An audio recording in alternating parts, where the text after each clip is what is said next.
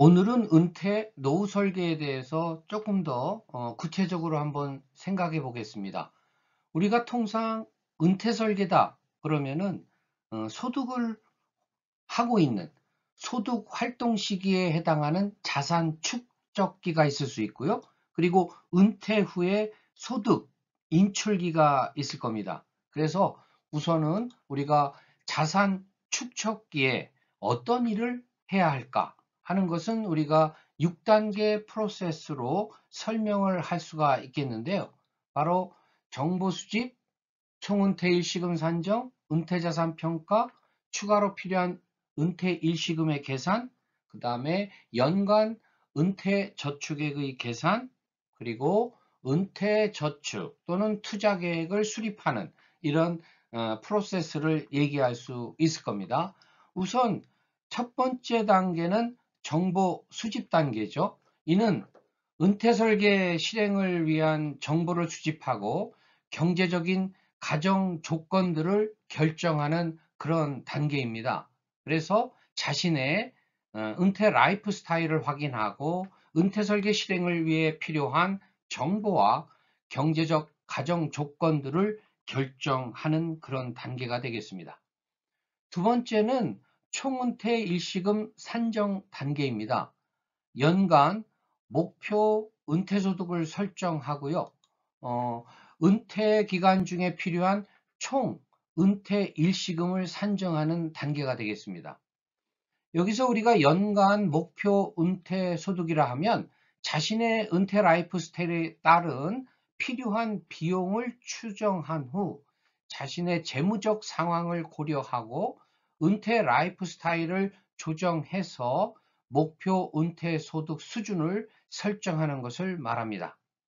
또한 총 은퇴 일시금은 은퇴 기간 중 예상되는 연간 은퇴소득 부족 금액을 은퇴 시점으로 할인해서 일시금으로 평가 산출하는 것인데요. 여기서 은퇴 소득 부족 금액이라는 것은 방금 전 얘기한 목표 은퇴소득 금액에서 공적연금 그런 수령 예상액 등을 차감하는 방식으로 계산하게 됩니다. 2단계가 지나면 우리는 3단계로 은퇴 자산을 평가하는 단계에 접하게 됩니다. 현재 준비하고 있는 은퇴 자산을 은퇴 시점에서 일시금으로 평가하고 은퇴 소득을 충족할 수 있는지를 평가하는 단계입니다. 그래서 은퇴 자산 평가는 우리가 자산별로 은퇴 시점에서의 어떤 순미래 가치로 평가하게 되죠. 여기서 우리가 순미래 가치로 평가한다는 것은 인출 또는 매각에 따른 세금, 매도 비용 이런 것들을 다 공제한 금액으로 평가한다는 것을 의미합니다. 2단계가 지나면 이제 네 번째로 우리가 추가로 필요한 은퇴 일시금을 계산하는 단계가 되겠는데요. 여기서는 목표 은퇴 소득을 충족하기 위해 추가로 필요한 은퇴 일시금을 우리가 계산하는 단계입니다. 그래서 여기서는 총 은퇴 일시금과 은퇴 시점에서 평가한 은퇴 자산을 비교해서 추가로 필요한 은퇴 일시금이 얼마인지 계산해 보는 단계가 되겠습니다. 이 단계가 지나면 다섯 번째로 우리가 연간 은퇴 저축액, 저축액을 한번 계산해 보는 단계가 되겠습니다. 추가로 필요한 은퇴 일시금 마련을 위해서 연간 어느 수준의 은퇴 저축을 해야 하는지를 계산하고 이에 따라서 저축 여력과 비교하는 단계가 되겠습니다.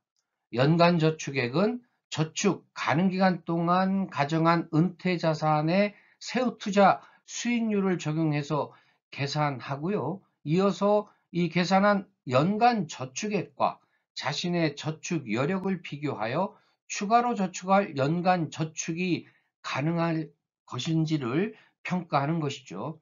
만약 저축 여력이 부족하다면 목표 은퇴소득 수준 등 가정 조건을 수정함으로써 연간 저축액을 다시 계산해야 될 겁니다.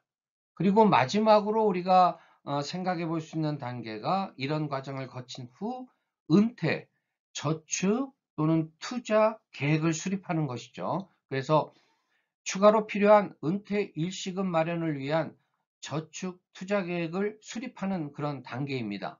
여기서는 뭐 위험 성향도 고려를 하고요. 자산 배분 또 투자 포트폴리오를 구성을 하고 투자 기간, 저축 방법 등을 정하는 그런 방식을 정하게 되는 것입니다. 그래서 우리가 은퇴, 노후를 앞두고 그래도 소득 활동을 하고 있는 기간에 그 은퇴 준비를 위해서 우리가 자산 축적기에는 지금 말씀드린 이런 6가지 프로세스를 항상 생각하면서 수립을 하고 또 모니터링을 거쳐서 재조정하는 그런 일련의 과정을 반복하는 것이 중요하다고 생각합니다.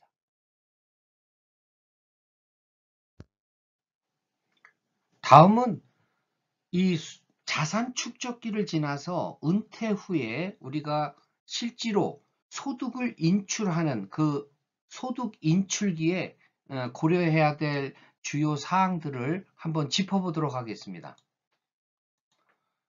예, 은퇴 후에 자산 관리의 기본 원칙이다 이렇게 제시했는데요. 한 4가지를 제시했죠. 우선 첫 번째는 종신지급입니다.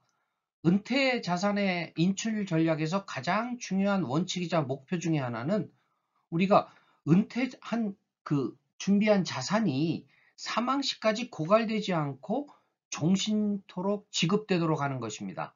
즉, 은퇴 자산이 사망 시점에서 부족하지도 않고 너무 남지도 않도록 최적의 균형을 찾을 수 있는 그런 전략인 것이죠. 그런 점에서 우리는 연금을 확보해서 현금 흐름을 종신토록 이어가는 것이 중요하겠죠. 따라서 공적연금과 사적연금의 조화로운 준비, 아무리 강조해도 지나치지 않습니다. 다음은 구매력 유지인데요. 이는 물가지수는 화폐의 실질 구매력을 측정하는 데 사용하죠. 그래서 재무설계에 있어서는 화폐의 시간 가치가 달라지는 점을 반영해야 하고요. 그래서 인출 전략에서도 물가 변화로 인해서 구매력이 달라지지 않고 유지되도록 설계하여야만 합니다. 물가 상승은 곧 은퇴 자금을 더 빠른 속도로 감소시키게 되어 결국에는 고갈 시점을 앞당기는 결과가 되기 때문이죠. 따라서 은퇴 자금 인출 전략에서도 특별히 구매력을 감소시키거나 증가시키려는 계획이 없는 이상 어느 정도 일정한 구매력을 유지할 수 있도록 우리가 물가 상승률을 반영해야 합니다. 그리고 수익률의 변동성에 대한 대응도 고려해야 되는데요. 이미 확정되어 있는 은퇴 자금을 운영하면서 인출하는 그 기간 동안 수익률의 변화가 발생하게 되면 큰 위험에 처할 수도 있습니다. 따라서 이에 대한 대비가 필요하다고 하겠습니다. 마지막으로는 일상적 생활자금 인출에 대한 고려인데요. 은퇴 후 시간이 경과하면서 누구나 노화에 따른 의료비가 생각보다 많이 지출되게 됩니다. 특히 정기적으로 돈을 지출하는 일보다 갑작스러운 그런 건강 문제로 목돈이 필요할 수가 있겠죠. 그래서 이런 목돈이 필요한 의료비 등은 일상적인 생활자금과 별도로 관리하는 그런 준비가 필요합니다. 이상 오늘 우리가 자산 축적기 또 소득 인출기에 있어서 해야 할 일, 그리고 고려해야 될 사항들을 한번 짚어봤습니다. 여러분의 노후 은퇴 설계에 도움이 됐으면 좋겠습니다.